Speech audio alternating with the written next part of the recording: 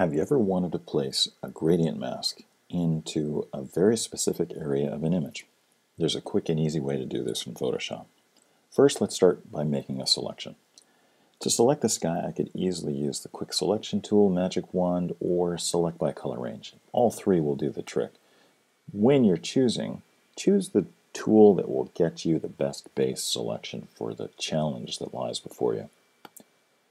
Now, making an adjustment layer, that selection automatically becomes the mask. Notice the selection has disappeared and the mask has appeared, which I can see by holding the Option or Alt key and clicking on it.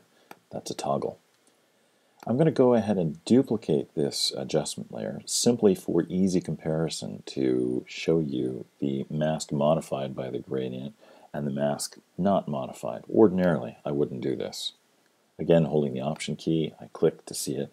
And using the gradient tool, I'm going to change the blend mode of the gradient to darken.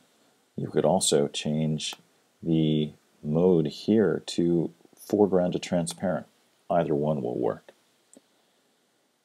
Then on darken, the gradient tool will only darken the lighter areas of the mask, leaving this horizon line protected.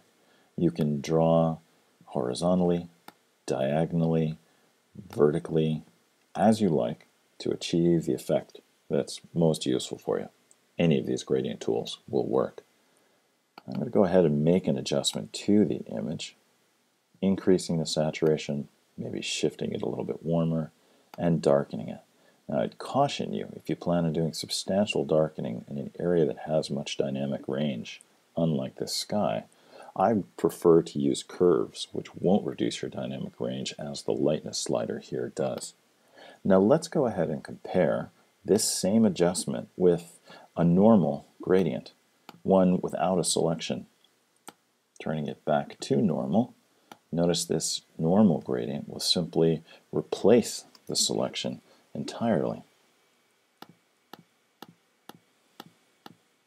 And no matter how long and smooth I draw this, notice I'm still getting some haloing effects. Above the horizon looks a little brighter, and below the horizon looks a little darker than the surrounding areas, and it looks somewhat artificial. So if you want to avoid that kind of quality, use the gradient tool inside a selection. This is the kind of thing that you can't do during raw conversion with Adobe Camera Raw and Lightroom currently.